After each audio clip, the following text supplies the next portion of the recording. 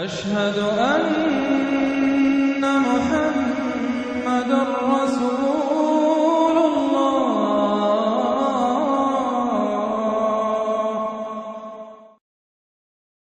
المرسلات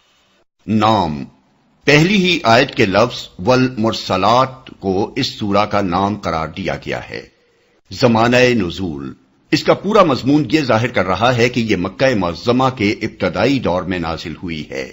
اس سے پہلے کی دو سورتیں سورہ قیامہ اور سورہ دہر، اور اس کے بعد کی دو سورتیں سورہ نبا اور سورہ نازعات اگر ملا کر پڑھی جائیں تو صاف محسوس ہوتا ہے کہ یہ سب ایک ہی دور کی نازل شدہ سورتیں ہیں اور ایک ہی مضمون ہے جس کو ان میں مختلف پیرایوں سے اہل مکہ کے ذہن نشین کرایا گیا ہے۔ موضوع اور مضمون، اس کا موضوع قیامت اور آخرت کا اثبات اور ان نتائج سے لوگوں کو خبردار کرنا ہے جو ان حقائق کے انکار اور اقرار سے آخر کار برآمد ہوں گے۔ پہلی 7 آیتوں میں ہواؤں کے انتظام کو اس حقیقت پر گواہ قرار دیا گیا ہے کہ قرآن اور محمد صلی اللہ علیہ وسلم جس قیامت کے آنے کی خبر دے رہے ہیں وہ ضرور واقع ہو کر رہے گی۔ ان میں استدلال یہ ہے کہ جس قادر مطلق نے زمین پر یہ حیرت انگیز انتظام قائم کیا ہے اس کی قدرت قیامت برپا کرنے سے عاجز نہیں ہو سکتی، اور جو صریح حکمت اس انتظام میں کار فرما نظر آ رہی ہے وہ اس بات کی شہادت دیتی ہے کہ آخرت ضرور ہونی چاہیے، کیونکہ حکیم کا کوئی فعل عبث اور بے مقصد نہیں ہو سکتا، اور آخرت نہ ہو تو اس کے معنی یہ ہیں کہ یہ سارا کارخانہ ہستی سراسر فضول ہے۔ اہل مکہ بار بار کہتے تھے کہ جس قیامت سے تم ہم کو ڈرا رہے ہو اسے لا کر دکھاؤ تب ہم اسے مانیں گے۔ آیت 8 سے 15 تک ان کے اس مطالبے کا ذکر کیے بغیر اس کا جواب دیا گیا ہے کہ وہ کوئی کھیل یا تماشا تو نہیں ہے کہ جب کوئی مسخرہ اسے دکھانے کا مطالبہ کرے اسی وقت وہ فوراً دکھا دیا جائے۔ وہ تو تمام نوع انسانی اور اس کے تمام افراد کے مقدمے کے فیصلے کا دن ہے۔ اس کے لیے اللہ تعالیٰ نے ایک خاص وقت مقرر کر رکھا ہے، اسی وقت پر وہ آئے گا، اور جب آئے گا تو ایسی ہولناک شکل میں آئے گا کہ آج جو لوگ مذاق کے طور پر اس کا مطالبہ کر رہے ہیں اس وقت ان کے حواس باختہ ہو جائیں گے۔ اس وقت انہی رسولوں کی شہادت پر ان کے مقدمے کا فیصلہ ہوگا جن کی دی ہوئی خبر کو یہ منکرین آج بڑی بے باکی کے ساتھ جھٹلا رہے ہیں۔ پھر انہیں خود پتہ چل جائے گا کہ انہوں نے کس طرح خود اپنے ہاتھوں اپنی تباہی کا سامان کیا ہے۔ آیت 16 سے 28 تک مسلسل قیامت اور آخرت کے وقوع اور وجوب کے دلائل دیے گئے ہیں۔ ان میں بتایا گیا ہے کہ انسان کی اپنی تاریخ، اس کی اپنی پیدائش اور جس زمین پر وہ زندگی بسر کر رہا ہے اس کی اپنی ساخت اس بات کی شہادت دے رہی ہے کہ قیامت کا آنا اور عالم آخرت کا برپا ہونا ممکن بھی ہے اور اللہ تعالیٰ کی حکمت کا تقاضا بھی۔ انسانی تاریخ بتا رہی ہے کہ جن قوموں نے بھی آخرت کا انکار کیا وہ آخرکار بگڑی اور تباہی سے دوچار ہوئیں۔ اس کے معنی یہ ہے کہ آخرت ایک ایسی حقیقت ہے جس سے کسی قوم کا رویہ اگر متصادم ہو تو اس کا انجام وہی ہوتا ہے جو اس اندھے کا انجام ہوتا ہے جو سامنے سے آتی ہوئی گاڑی کے مقابلے پر بکٹٹ چلا جا رہا ہو۔ اور اس کے معنی یہ بھی ہیں کہ کائنات کی سلطنت میں صرف قوانین طبیعی فزیکل لا ہی کار فرما نہیں ہے بلکہ ایک قانون اخلاقی مورل لا بھی کام کر رہا ہے جس کے تحت خود اس دنیا میں بھی مکافات عمل کا سلسلہ جاری ہے۔ لیکن دنیا کی موجودہ زندگی میں یہ مکافات چونکہ اپنی کامل و مکمل صورت میں واقع نہیں ہو رہی ہے اس لیے کائنات کا اخلاقی قانون لازماً یہ تقاضا کرتا ہے کہ کوئی وقت ایسا آئے جب یہ بھرپور طریقے سے واقع ہو اور ان تمام بھلائیوں اور برائیوں کی پوری جزا و سزا دی جائے جو یہاں جزا سے محروم رہ گئی ہیں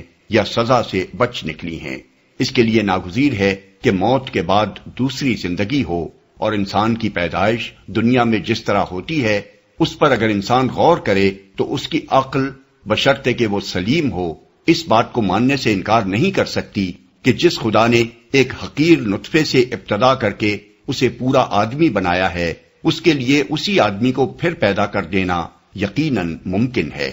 زندگی بھر انسان جس زمین پر رہتا ہے مرنے کے بعد اس کے اجزائے جسم کہیں غائب نہیں ہو جاتے، اسی زمین پر ان کا ایک ایک ذرہ موجود رہتا ہے، اسی زمین کے خزانوں سے وہ بنتا اور پھلتا پھولتا اور پرورش پاتا ہے اور پھر اسی زمین کے خزانوں میں واپس جمع ہو جاتا ہے۔ جس خدا نے اسے پہلے زمین کے ان خزانوں سے نکالا تھا، وہی ان میں جمع ہو جانے کے بعد اسے پھر ان سے نکال لا سکتا ہے۔ اس کی قدرت پر غور کرو تو تم اس سے انکار نہیں کر سکتے کہ وہ ایسا کر سکتا ہے، اور اس کی حکمت پر غور کرو تو تم اس سے بھی انکار نہیں کر سکتے کہ زمین پر جو اختیارات اس نے تمہیں دیے ہیں ان کے صحیح اور غلط استعمال کا حساب لینا یقیناً اس کی حکمت کا تقاضا ہے، اور بلا حساب چھوڑ دینا سراسر حکمت کے خلاف ہے۔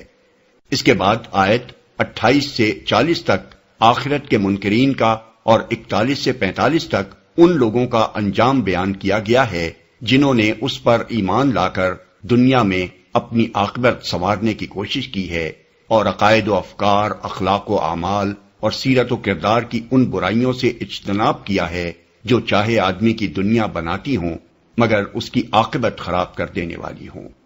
آخر میں منکرین آخرت اور خدا کی بندگی سے منہ موڑنے والوں کو متنبہ کیا گیا ہے کہ دنیا کی چند روزہ زندگی میں جو کچھ مزے اڑانے ہیں اڑا لو، آخر کار تمہارا انجام سخت تباہ کن ہوگا۔ اور بات اس پر ختم کی گئی ہے کہ اس قرآن سے بھی جو شخص ہدایت نہ پائے اسے پھر دنیا میں کوئی چیز ہدایت نہیں دے سکتی۔ بسم اللہ الرحمن الرحیم۔ شروع اللہ کے نام سے جو رحمان و رحیم ہے۔ والمرسلات عرفا فالعاصفات عصفا والناشرات نشرا فالفارقات فرقا فالملقيات ذكرا عذرا أو نذرا انما توعدون لواقع۔ قسم ہے ان ہواؤں کی جو پے در پے بھیجی جاتی ہیں، پھر طوفانی رفتار سے چلتی ہیں اور بادلوں کو اٹھا کر پھیلاتی ہیں، پھر ان کو پھاڑ کر جدا کرتی ہیں، پھر دلوں میں خدا کی یاد ڈالتی ہیں، عذر کے طور پر یا ڈراوے کے طور پر۔ جس چیز کا تم سے وعدہ کیا جا رہا ہے وہ ضرور واقع ہونے والی ہے۔ ڈراوے کے طور پر یعنی کبھی تو ان کی آمد کے رکنے اور قحط کا خطرہ پیدا ہونے سے دل گداز ہوتے ہیں اور لوگ اللہ سے توبہ و استغفار کرنے لگتے ہیں، کبھی ان کے باران رحمت لانے پر لوگ اللہ کا شکر ادا کرتے ہیں، اور کبھی ان کی طوفانی سختی دلوں میں خوف پیدا کرتی ہے اور تباہی کے ڈر سے لوگ خدا کی طرف رجوع کرتے ہیں۔ ان آیات میں ابتداً بارش لانے والی ہواؤں کی ترتیب یہ بیان کی گئی ہے کہ پہلے پے در پے ہوائیں چلنی شروع ہوتی ہیں، پھر آندھی کی شکل اختیار کر لیتی ہیں، پھر بادلوں کو اٹھا کر پھیلاتی ہیں، پھر انہیں پھاڑ کر جدا کرتی ہیں۔ اس کے بعد بارش کے نزول کا ذکر کرنے کے بجائے یہ فرمایا گیا ہے کہ وہ اللہ کی یاد دلوں میں ڈالتی ہیں، عذر کے طور پر یا ڈراوے کے طور پر۔ یعنی وہ ایسا موقع ہوتا ہے کہ آدمی کے دل میں یا تو خوف پیدا ہوتا ہے اور اس بنا پر وہ اللہ کو یاد کرنے پر مجبور ہوتا ہے، یا پھر آدمی اپنے قصوروں کا اعتراف کر کے دعا کرتا ہے کہ اللہ اسے تباہی سے بچا لے اور اس پر رحم کر کے باران رحمت سے اس کو نواز دے۔ اگر ایک مدت تک بارش نہ ہوئی ہو اور لوگ پانی کے قطرے قطرے کو ترس رہے ہوں تو اس موقع پر آندھیوں کو چلتے اور بادلوں کو آتے دیکھ کر بعض اوقات کٹے سے کٹا کافر بھی خدا کو یاد کرنے لگتا ہے۔ فرق اگر کچھ پڑتا ہے تو صرف اس سے کہ قحط ہلکا ہے یا سخت۔ معمولی قحط ہو تو عام آدمی جو اللہ تعالیٰ سے زیادہ دور نہیں ہے وہ اس کو یاد کرے گا، لیکن دوسرے لوگ سائنس بگھاریں گے اور کہیں گے کوئی گھبرانے کی بات نہیں، فلاں فلاں اسباب سے بارش نہیں ہو رہی ہے۔ اتنی سی بات پر دعائیں مانگنے لگنا ضعیف الاعتقادی ہے۔ البتہ اگر طویل مدت تک قحط برپا رہے اور پورا ملک تباہی سے دوچار ہو جائے تو بڑے بڑے کافروں کو خدا یاد آنے لگتا ہے۔ زبان سے کہتے ہوئے شرم بھی آتی ہو تو دل میں وہ اپنی گناہگاریوں اور ناشکریوں پر ندامت محسوس کرتے ہیں اور خدا سے دعا مانگتے ہیں کہ جو ہوائیں بادل اٹھا کر لا رہی ہیں ان سے پورے ملک میں بارش ہو جائے۔ یہ ہے عذر کے طور پر دلوں میں خدا کی یاد کا القاء۔ رہا نذر یعنی ڈراوے کے طور پر اس کا القاء تو یہ اس وقت ہوتا ہے جب آندھی بڑھتے بڑھتے طوفان عظیم بن جائے اور بستیوں کی بستیاں تباہ کرتی چلی جائے، یا بارش اس قدر زوردار ہو کہ سیلاب بلا بن جائے۔ ایسی حالت میں مضبوط سے مضبوط دل کا منکر بھی خوف کے مارے خدا کے آگے گڑ گڑانے لگتا ہے، اور اس وقت طوفان یا سیلاب کی ساری سائنٹیفک توجیحات اس کے نہا خانہ دماغ سے فرار کر جاتی ہیں۔ بس ہواؤں کے چلنے کی اس ترتیب کو بیان کرنے کے بعد یہ کہنا کہ یہ ہوائیں عذر کے طور پر یا ڈراوے کے طور پر اللہ کی یاد دلوں میں ڈالتی ہیں، گویا دوسرے الفاظ میں یہ کہنا ہے کہ یہ سارا نظام جو دنیا میں چل رہا ہے انسان کو اس حقیقت سے خبردار کرتا رہتا ہے کہ زمین پر سب کچھ اسی کے اختیار میں نہیں دے دیا گیا ہے، بلکہ اوپر کوئی بالاتر طاقت موجود ہے جو اس کی قسمت پر حکمرانی کر رہی ہے۔ اس کا اقتدار اتنا زبردست ہے کہ جب چاہے وہ عناصر کو انسان کی پرورش کے لیے استعمال کر سکتی ہے، اور جب چاہے انہی عناصر سے اس کی تباہی کا کام لے سکتی ہے۔ اس کے بعد ہواؤں کے اسی نظام کو اس بات کی دلیل قرار دیا گیا ہے کہ وہ قیامت جس کے برپا ہونے کا وعدہ تم سے کیا جا رہا ہے ضرور واقع ہونے والی ہے۔ اب دیکھنا چاہیے کہ یہ نظام اس پر کیسے گواہی دے رہا ہے۔ انسان بالعموم قیامت اور آخرت کے معاملے میں دو سوالات پر الجھتا ہے، ایک یہ کہ ایسا ہونا ممکن بھی ہے یا نہیں، دوسرے یہ کہ اس کی ضرورت کیا ہے، اور پھر انہی سوالات میں الجھتے ہوئے اسے یہ شک لاحق ہو جاتا ہے کہ وہ آئے گی بھی یا نہیں، یا یہ محض ایک افسانہ ہے۔ اس پر قرآن میں جگہ جگہ کائنات کے نظام سے استدلال کرتے ہوئے اس کا امکان، اس کے وجوب اور اس کا وقوع ثابت کیا گیا ہے، اور کہیں استدلال اس طرز پر کیا گیا ہے کہ خدا کی خدائی کے بے شمار آثار میں سے بعض کی قسم کھا کر فرمایا گیا ہے کہ وہ آنے والی ہے۔ اس طریقے استدلال میں اس کے امکان کے دلائل بھی آ جاتے ہیں، وجوب کے دلائل بھی اور وقوع کے دلائل بھی۔ یہاں استدلال کا یہی طریقہ اختیار کرتے ہوئے صرف ہواؤں کی گردش اور بارشوں کی آمد کے نظام کو اس امر کی علامت کے طور پر پیش کیا گیا ہے کہ یہ ایک باقاعدہ نظام ہے جو کسی حکیم اور قادر مطلق کی تدبیر سے قائم ہوا ہے۔ کوئی اتفاقی حادثہ نہیں ہے جس سے زمین کی فضا میں خود بخود یہ طریقہ چل پڑا ہو کہ یوں سمندروں سے بھاپیں اٹھیں، یوں ہوائیں ان کو لے کر چلیں، یوں وہ ان کو سمیٹ کر بادل بنائیں، پھر یوں وہ ان کو مختلف ٹکڑیوں میں تقسیم کر کے زمین کے مختلف حصوں پر پہنچائیں، اور یوں ان سے جگہ جگہ بارش ہو۔ یہ نظام ایک اندھی بحری فطرت نے کسی اندھیر نگری میں اتفاقاً نہیں بنا دیا ہے، بلکہ یہ ایک سوچا سمجھا اور جچا تلا منصوبہ ہے جو پوری باقاعدگی کے ساتھ ایک قانون کے مطابق چل رہا ہے۔ اسی لیے کبھی ایسا نہیں ہوتا کہ سمندر پر سورج کی گرمی پہنچنے سے بھاپیں اٹھنے کے بجائے برف جم جائے، بلکہ ہمیشہ دھوپ کی حرارت سے بھاپیں ہی اٹھتی رہیں۔ کبھی موسمی ہوائیں الٹی چال نہیں چلتی کہ بھاپوں کو اٹھانے کے بجائے سمندر میں دبا دیں، بلکہ وہ ہمیشہ ان کو اوپر ہی اٹھاتی ہیں۔ کبھی ایسا نہیں ہوتا کہ بادلوں کا بننا بند ہو جائے، ہوائیں ان کو لے کر خشک علاقوں کی طرف چلنا چھوڑ بیٹھیں اور خشکی پر بارشوں کے نزول کا سلسلہ رک کر رہ جائے۔ کروڑوں سال سے ایک ہی قاعدہ ہے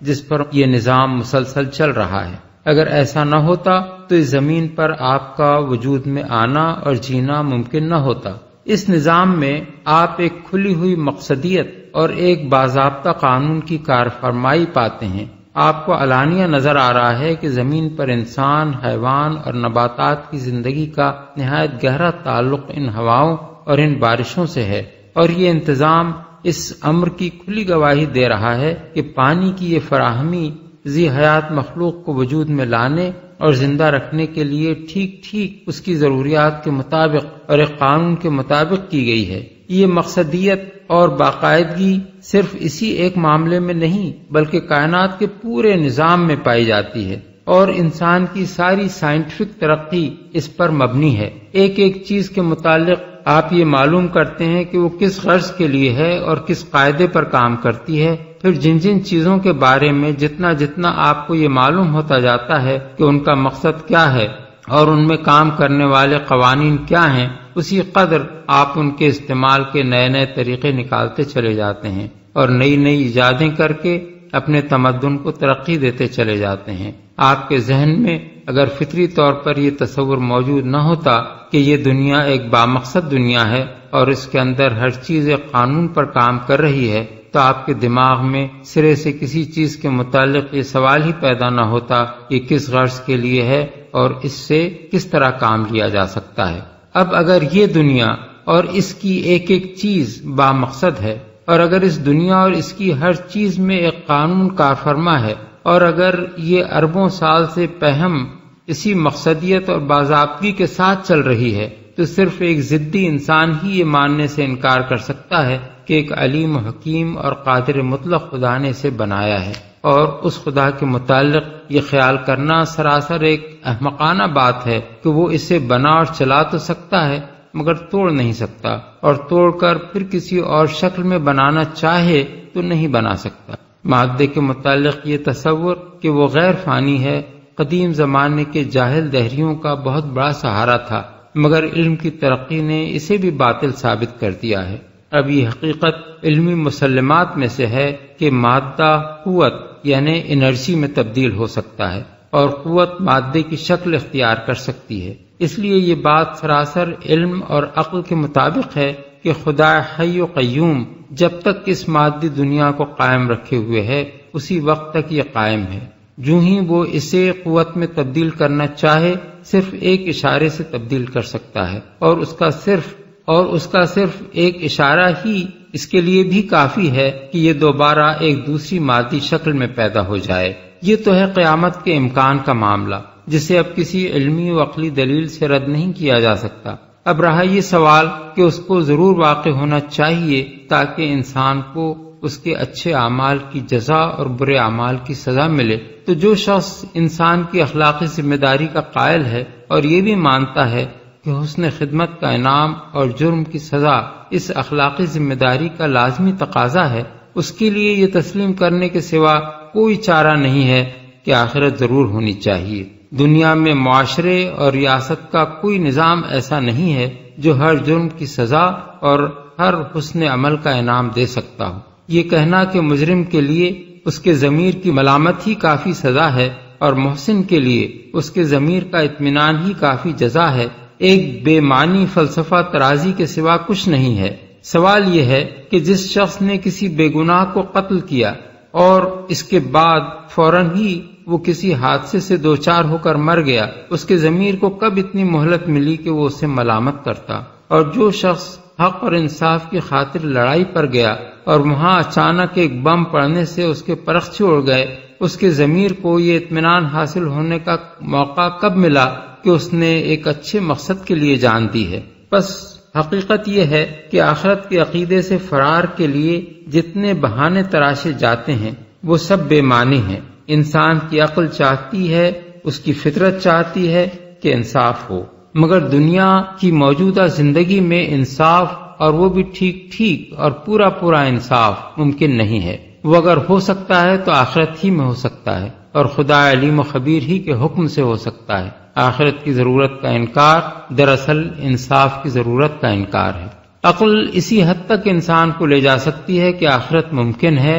اور اس کو ہونا چاہیے۔ رہی یہ بات کہ وہ یقیناً ہوگی، اس کا علم صرف وحی کے ذریعے سے حاصل ہو سکتا ہے، اور وحی نے یہ بتا دیا ہے کہ جس چیز کا تم سے وعدہ کیا جا رہا ہے وہ ضرور واقع ہونے والی ہے۔ اس علم تک ہم عقلی استدلال سے نہیں پہنچ سکتے، البتہ اس کے برحق ہونے کا یقین ہمیں اس بنا پر حاصل ہوتا ہے کہ جس بات کی خبر وہی دے رہی ہے وہ ممکن بھی ہے اور اس کو ضرور ہونا بھی چاہیے۔ وعدہ کیا جا رہا ہے۔ دوسرا مطلب یہ بھی ہو سکتا ہے کہ جس چیز کا تمہیں خوف دلایا جا رہا ہے مراد ہے قیامت اور آخرت،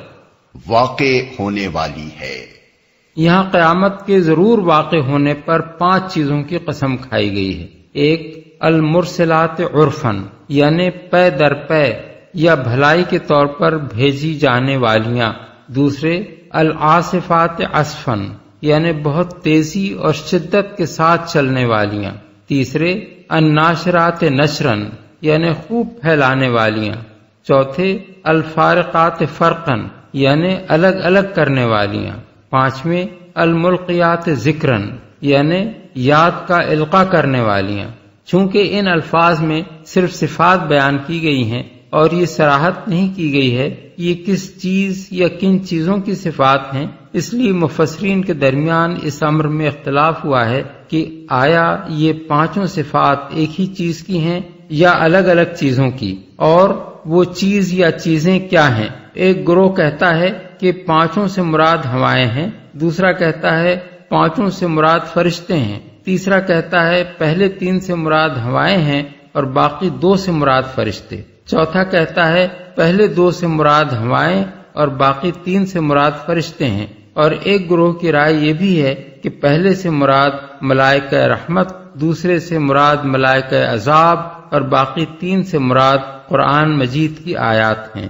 ہمارے نزدیک پہلی بات تو یہ قابل غور ہے کہ جب ایک ہی سلسلہ کلام میں 5 صفات کا مسلسل ذکر کیا گیا ہے اور کوئی علامت بیچ میں ایسی نہیں پائی جاتی جس سے یہ سمجھا جا سکے کہ کہاں تک ایک چیز کی صفات کا ذکر ہے اور کہاں سے دوسری چیز کی صفات کا ذکر شروع ہوا ہے، تو یہ کیسے صحیح ہو سکتا ہے کہ محض کسی بے بنیاد قیاس کی بنا پر ہم یہ سمجھ لیں کہ یہاں 2 یا 3 مختلف چیزوں کی قسمیں کھائی گئی ہیں، بلکہ اس صورت میں نظم کلام خود اس بات کا تقاضا کرتا ہے کہ پوری عبارت کو کسی ایک ہی چیز کی صفات سے متعلق مانا جائے۔ دوسری بات یہ ہے کہ قرآن مجید میں جہاں بھی شک یا انکار کرنے والوں کو کسی حقیقت غیر محسوس کا یقین دلانے کے لیے کسی چیز یا بعض چیزوں کی قسم کھائی گئی ہے، وہاں قسم دراصل استدلال کی ہم معنی ہوتی ہے، یعنی اس سے مقصود یہ بتانا ہوتا ہے کہ یہ چیز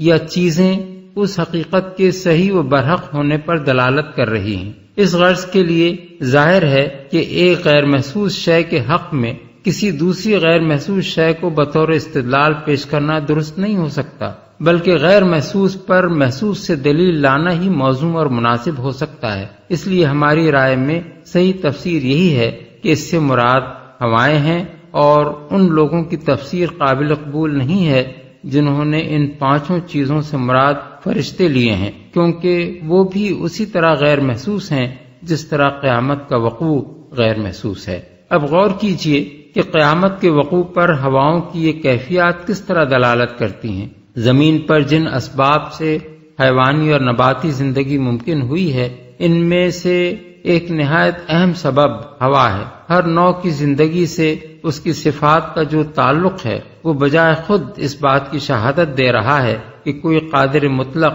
اور صانع حکیم ہے جس نے اس کرۂ خاکی پر زندگی کو وجود میں لانے کا ارادہ کیا اور اس غرض کے لیے یہاں ایک ایسی چیز پیدا کی جس کی صفات زندہ مخلوقات کے وجود کی ضروریات کے ساتھ ٹھیک ٹھیک مطابقت رکھتی ہیں۔ پھر اس نے صرف اتنا ہی نہیں کیا ہے کہ زمین کو ہوا کا ایک لبادہ اڑا کر چھوڑ دیا ہو، بلکہ اپنی قدرت اور حکمت سے اس ہوا میں اس نے بے شمار مختلف کیفیات پیدا کی ہیں جن کا انتظام لاکھوں کروڑوں برس سے اس طرح ہو رہا ہے کہ انہی کی بدولت موسم پیدا ہوتے ہیں، کبھی حبس ہوتا ہے، کبھی باد نسیم چلتی ہے، کبھی گرمی آتی ہے اور کبھی سردی، کبھی بادل آتے ہیں اور کبھی آتے ہوئے اڑ جاتے ہیں، کبھی نہایت خوشگوار جھونکے چلتے ہیں اور کبھی انتہائی تباہ کن طوفان آ جاتے ہیں، کبھی نہایت نفع بخش بارش ہوتی ہے اور کبھی کال پڑ جاتا ہے۔ غرض ایک ہوا نہیں بلکہ طرح طرح کی ہوائیں ہیں جو اپنے اپنے وقت پر چلتی ہیں اور ہر ہوا کسی نہ کسی مقصد کو پورا کرتی ہے۔ یہ انتظام ایک غالب قدرت کا ثبوت ہے جس کے لیے نہ زندگی کو وجود میں لانا خارج از امکان ہو سکتا ہے، نہ اسے مٹا دینا اور نہ مٹا کر دوبارہ وجود میں لے آنا۔ اسی طرح یہ انتظام کمال درجہ حکمت و دانائی کا ثبوت بھی ہے جس سے صرف ایک نادان آدمی ہی یہ توقع رکھ سکتا ہے کہ یہ سارا کاروبار محض کھیل کے طور پر کیا جا رہا ہو اور اس کا کوئی عظیم تر مقصد نہ ہو۔ اس حیرت انگیز انتظام کے مقابلے میں انسان اتنا بے بس ہے کہ کبھی وہ نہ اپنے لیے مفید مطلب ہوا چلا سکتا ہے، نہ اپنے اوپر ہلاکت خیز ہوا کا طوفان آنے کو روک سکتا ہے، خواہ وہ کتنی ہی ڈھٹائی اور بے شعوری اور ضد اور ہٹ دھرمی سے کام لے، کبھی نہ کبھی یہی ہوا اس کو یاد دلا دیتی ہے کہ اوپر کوئی زبردست اقتدار کار فرما ہے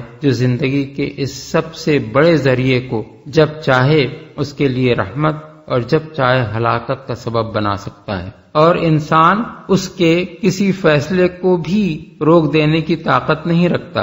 فَإِذَا النُّجُومُ طُمِسَتْ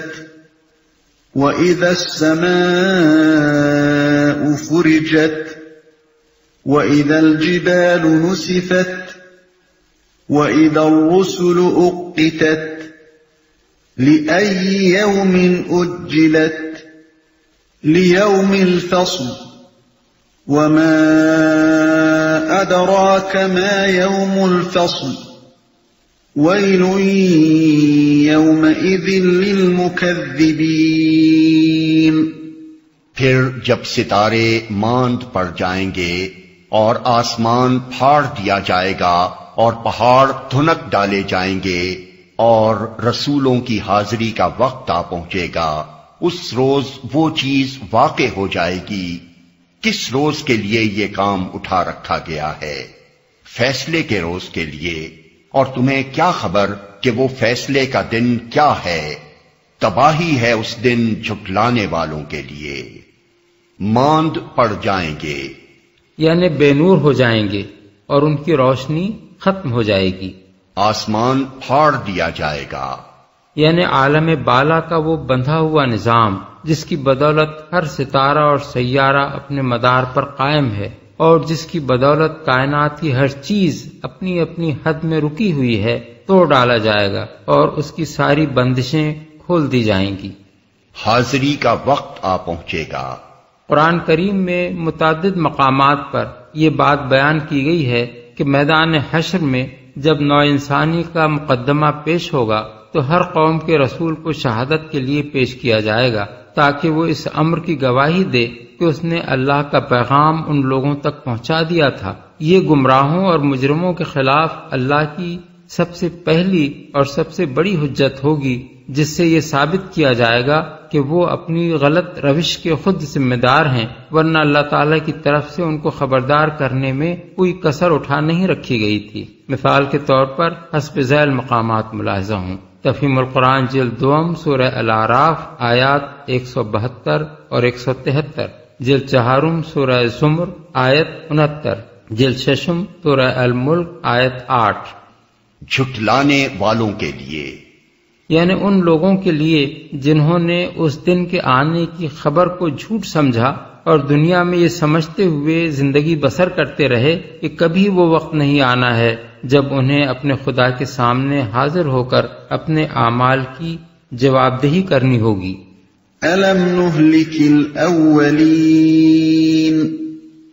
ثُمَّ نُتْبِعُهُمُ الْآخِرِينَ كَذَلِكَ نَفْعَلُ بِالْمُجْرِمِينَ وَيْلٌ يَوْمَئِذٍ لِّلْمُكَذِّبِينَ۔ کیا ہم نے اگلوں کو ہلاک نہیں کیا، پھر انہی کے پیچھے ہم بعد والوں کو چلتا کریں گے، مجرموں کے ساتھ ہم یہی کچھ کیا کرتے ہیں، تباہی ہے اس دن جھٹلانے والوں کے لیے۔ ہلاک نہیں کیا، یہ آخرت کے حق میں تاریخی استدلال ہے۔ مطلب یہ ہے کہ خود اسی دنیا میں اپنی تاریخ کو دیکھ لو، جن قوموں نے بھی آخرت کا انکار کر کے اسی دنیا کو اصل زندگی سمجھا اور اسی دنیا میں ظاہر ہونے والے نتائج کو خیر و شر کا معیار سمجھ کر اپنا اخلاقی رویہ متعین کیا، بلا استثناء وہ سب آخر کار تباہ ہو کر رہیں۔ یہ اس بات کا ثبوت ہے کہ آخرت فی الواقع ایک حقیقت ہے جسے نظر انداز کر کے کام کرنے والا اسی طرح نقصان اٹھاتا ہے جس طرح ہر اس شخص کو نقصان اٹھانا پڑتا ہے جو حقائق سے آنکھیں بند کر کے چلے۔ چلتا کریں گے یعنی یہ ہمارا مستقل قانون ہے۔ آخرت کا انکار جس طرح پہلے گزری ہوئی قوموں کے لیے تباہ کن ثابت ہوا ہے، اسی طرح آگے آنے والی قوموں کے لیے بھی یہ ہمیشہ تباہ کن ہی ثابت ہوگا۔ اس سے نہ کوئی قوم پہلے مستثنا تھی نہ آئندہ کبھی ہوگی۔ جھٹلانے والوں کے لیے یہاں یہ فقرہ اس معنی میں ارشاد ہوا ہے کہ دنیا میں ان کا جو انجام ہوا ہے یا آئندہ ہوگا وہ ان کی اصل سزا نہیں ہے، بلکہ اصلی تباہی تو ان پر فیصلے کے دن نازل ہوگی۔ یہاں کی پکڑ تو صرف یہ حیثیت رکھتی ہے کہ جب کوئی شخص مسلسل جرائم کرتا چلا جائے اور کسی طرح اپنی بگڑی ہوئی روش سے باز نہ آئے تو آخر کار اسے گرفتار کر لیا جائے۔ عدالت جہاں اس کے مقدمے کا فیصلہ ہونا ہے، اسے اس کے تمام کرتوتوں کی سزا دی جانی ہے، اس دنیا میں قائم نہیں ہوگی بلکہ آخرت میں ہوگی، اور وہی اس کی تباہی کا اصل دن ہوگا۔ أَلَمْ نَخْلُقكُّم مِّن مَّاءٍ مَّهِينٍ فَجَعَلْنَاهُ فِي قَرَارٍ مَّكِينٍ إِلَى قَدَرٍ مَّعْلُومٍ فَقَدَرْنَا فَنِعْمَ الْقَادِرُونَ وَيْلٌ يَوْمَئِذٍ لِّلْمُكَذِّبِينَ۔ کیا ہم نے ایک حقیر پانی سے تمہیں پیدا نہیں کیا اور ایک مقررہ مدت تک اسے ایک محفوظ جگہ ٹھہرائے رکھا؟ تو دیکھو ہم اس پر قادر تھے، پس ہم بہت اچھی قدرت رکھنے والے ہیں۔ تباہی ہے اس روز جھٹلانے والوں کے لیے۔ مقررہ مدت تک اصل الفاظ ہیں قدر معلوم۔ اس کا صرف یہی مطلب نہیں ہے کہ وہ مدت مقرر ہے، بلکہ اس میں یہ مفہوم بھی شامل ہے کہ اس کی مدت اللہ ہی کو معلوم ہے۔ کسی بچے کے متعلق کسی ذریعے سے بھی انسان کو یہ معلوم نہیں ہو سکتا کہ وہ کتنے مہینے، کتنے دن، کتنے گھنٹے اور کتنے منٹ اور سیکنڈ ماں کے پیٹ میں رہے گا، اور اس کا ٹھیک وقت ولادت کیا ہوگا۔ اللہ ہی نے ہر بچے کے لیے ایک خاص مدت مقرر کی ہے اور وہی اس کو جانتا ہے۔ ٹھہرائے رکھا یعنی رحم مادر جس میں استقرار حمل ہوتے ہی بچے کو اتنی مضبوطی کے ساتھ جمایا جاتا ہے اور اتنے انتظامات اس کی حفاظت اور پرورش کے کیے جاتے ہیں کہ کسی شدید حادثے کے بغیر اس کا اسقاط نہیں ہو سکتا، اور مصنوعی اسقاط کے لیے بھی غیر معمولی تدابیر اختیار کرنی پڑتی ہیں جو فن طب کی جدید ترقیات کے باوجود خطرے اور نقصان سے خالی نہیں ہیں۔ اچھی قدرت رکھنے والے ہیں۔ یہ حیات بعد موت کے امکان کی صریح دلیل ہے۔ اللہ تعالیٰ کے ارشاد کا مطلب یہ ہے کہ جب ہم ایک حقیر نطفے سے تمہاری ابتدا کر کے تمہیں پورا انسان بنانے پر قادر تھے، تو آخر دوبارہ تمہیں کسی اور طرح پیدا کر دینے پر کیوں قادر نہیں ہوں گے؟ ہماری یہ تخلیق جس کے نتیجے میں تم آج زندہ موجود ہو، خود اس بات کا ثبوت ہے کہ ہم بہت اچھی قدرت رکھنے والے ہیں، ایسے عاجز نہیں ہیں کہ ایک دفعہ پیدا کر کے پھر تمہیں پیدا نہ کر سکیں۔ جھٹلانے والوں کے لیے یہاں یہ فقرہ اس معنی میں ارشاد ہوا ہے کہ حیات بعد موت کے امکان کی یہ صریح دلیل سامنے موجود ہوتے ہوئے بھی جو لوگ اس کو جھٹلا رہے ہیں وہ آج اس کا جتنا چاہیں مذاق اڑا لیں اور جس قدر چاہیں اس کے ماننے والوں کو دقیانوسی، تاریخ خیال اور اوہام پرست قرار دیتے رہیں، مگر جب وہ دن آ جائے گا جسے جھٹلا رہے ہیں تو انہیں خود معلوم ہو جائے گا کہ یہ ان کے لیے تباہی کا دن ہے۔ أَلَمْ نَجْعَلِ الْأَرْضَ كِفَاتًا أَحْيَاءً وَأَمْوَاتًا وَجَعَلْنَا فِيهَا رَوَاسِيَ شَامِخَاتٍ وَأَسْقَيْنَاكُم مَّاءً فُرَاتًا وَيْلٌ يَوْمَئِذٍ لِّلْمُكَذِّبِينَ۔ کیا ہم نے زمین کو سمیٹ کر رکھنے والی نہیں بنایا، زندوں کے لیے بھی اور مردوں کے لیے بھی، اور اس میں بلند و بالا پہاڑ جمائے اور تمہیں میٹھا پانی پلایا؟ تباہی ہے اس روز جھٹلانے والوں کے لیے۔ میٹھا پانی پلایا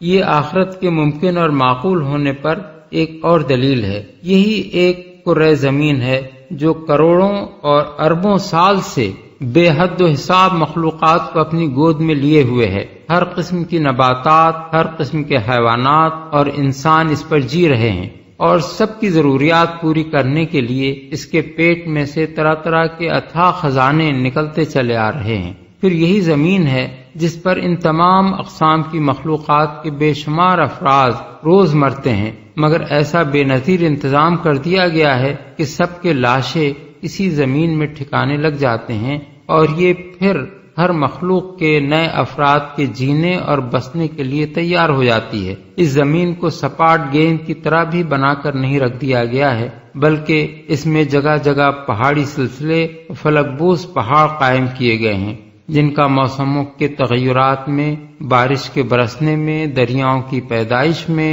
زرخیز وادیوں کے وجود میں، بڑے بڑے شہتیر فراہم کرنے والے درختوں کے اگنے میں، قسم قسم کی معدنیات اور طرح طرح کے پتھروں کی فراہمی میں بہت بڑا دخل ہے۔ پھر اس زمین کے پیٹ میں بھی میٹھا پانی پیدا کیا گیا ہے، اس کی پیٹھ پر بھی میٹھے پانی کی نہریں بہا دی گئی ہیں، اور سمندر کے کھاری پانی سے صاف ستھرے بخارات اٹھا کر بھی نتھرا ہوا پانی آسمان سے برسانے کا انتظام کیا گیا ہے۔ کیا یہ سب اس بات کی دلیل نہیں ہے کہ ایک قادر مطلق نے یہ سب کچھ بنایا ہے، اور وہ محض قادر ہی نہیں ہے بلکہ علیم و حکیم بھی ہے؟ اب اگر اس کی قدرت اور حکمت ہی سے یہ زمین اس سر و سامان کے ساتھ اور ان حکمتوں کے ساتھ بنی ہے، تو ایک صاحب عقل آدمی کو یہ سمجھنے میں کیوں مشکل پیش آتی ہے کہ اسی کی قدرت اس دنیا کی بساط لپیٹ کر پھر ایک دوسری دنیا نئے طرز پر بنا سکتی ہے، اور اس کی حکمت کا تقاضا یہ ہے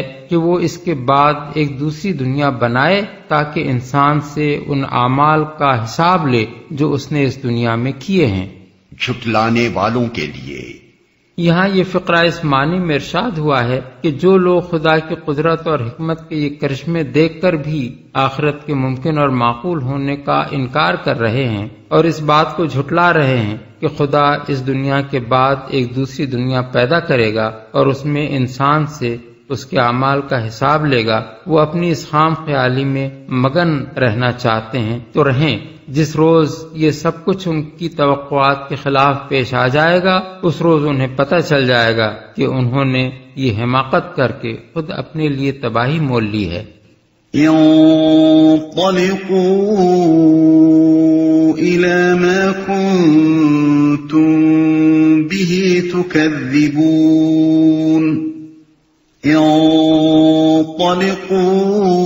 انطلقوا إلى ظل ذي 3 شعب لا ظليل ولا يغني من اللهب إنها ترمي بشرر كالقصر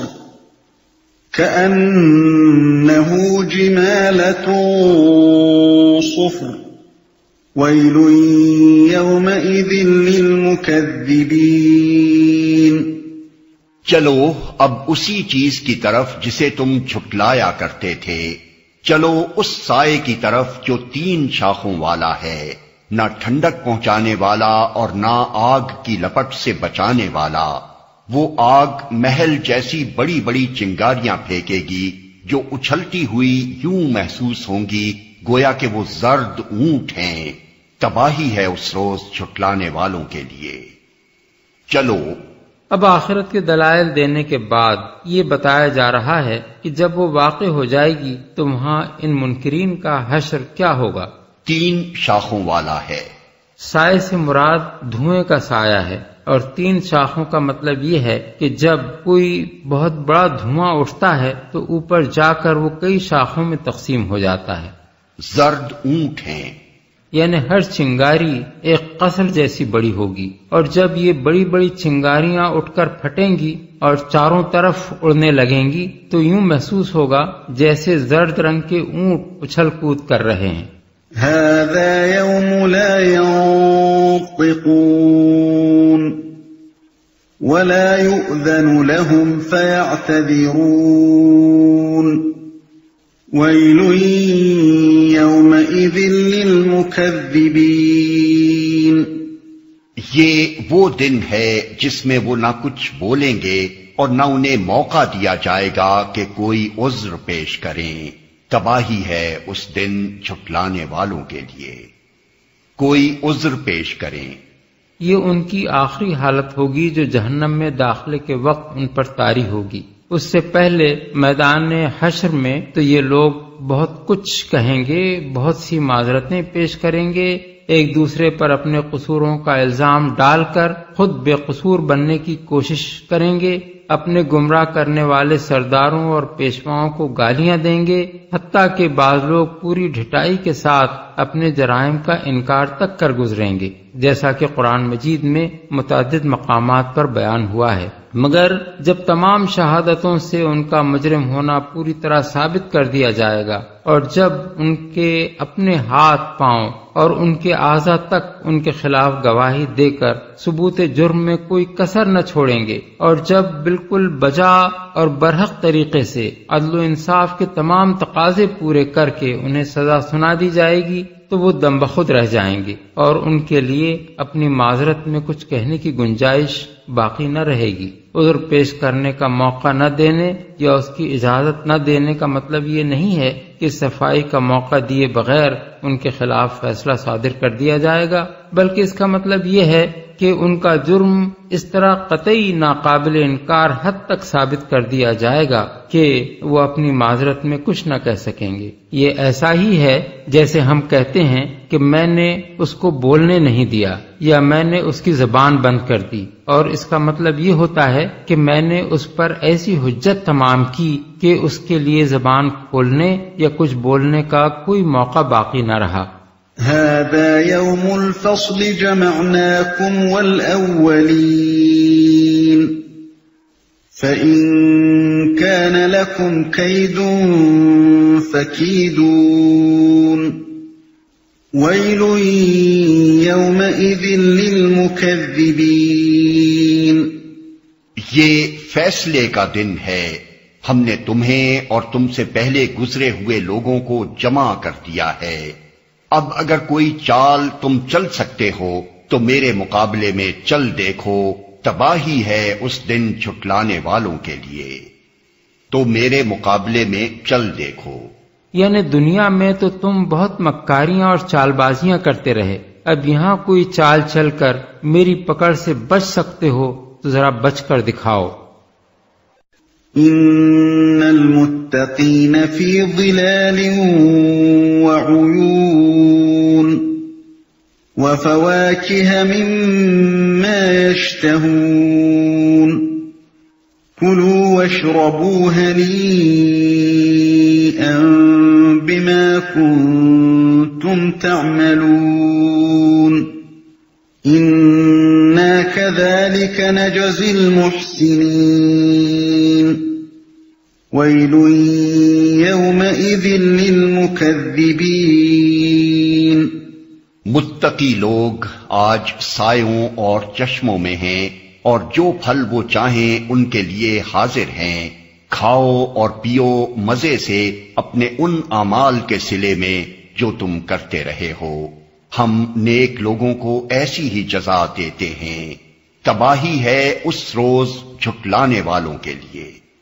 متقی لوگ، چونکہ یہ لفظ یہاں مکذبین یعنی جھٹلانے والوں کے مقابلے میں استعمال ہوا ہے، اس لیے متقیوں سے مراد اس جگہ وہ لوگ ہیں جنہوں نے آخرت کو جھٹلانے سے پرہیز کیا اور اس کو مان کر دنیا میں یہ سمجھتے ہوئے زندگی بسر کی کہ ہمیں آخرت میں اپنے اقوال و افعال اور اپنے اخلاق و کردار کی جواب دہی کرنی ہوگی۔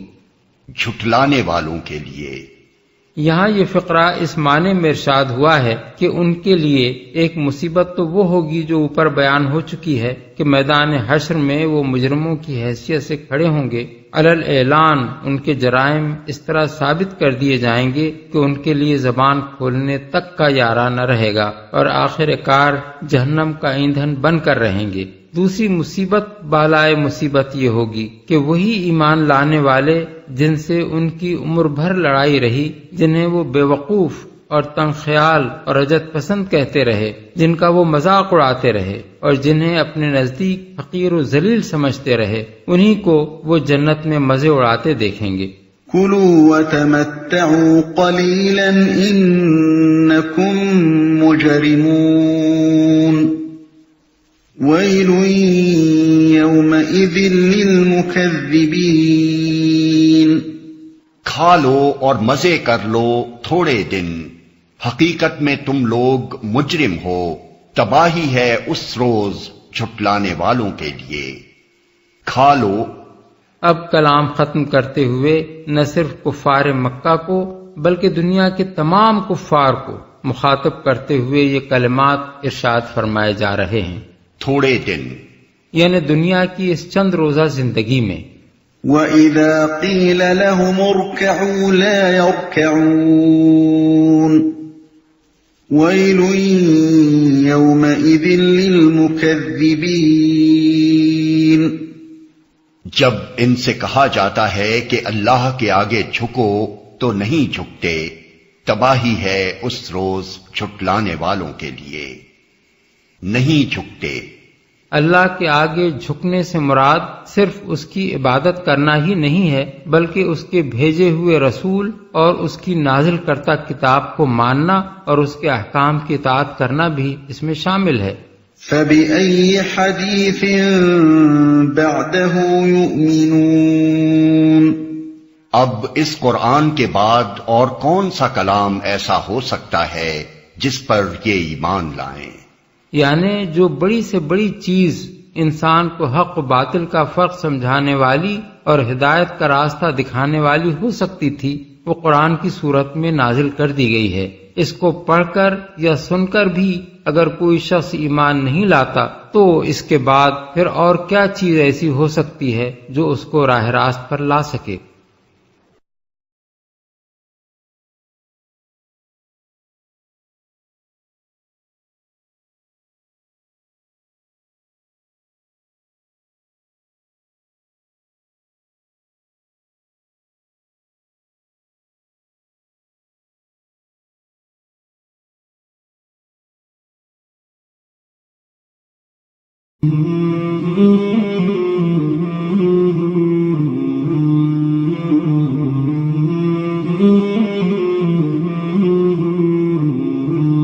مولاي صل وسلم دائما أبدا على حبيبك خير الخلق كلهم مولاي صل وسلم دائما أبدا على حبيبك خير الخلق كلهم مولاي صل وسلم دائما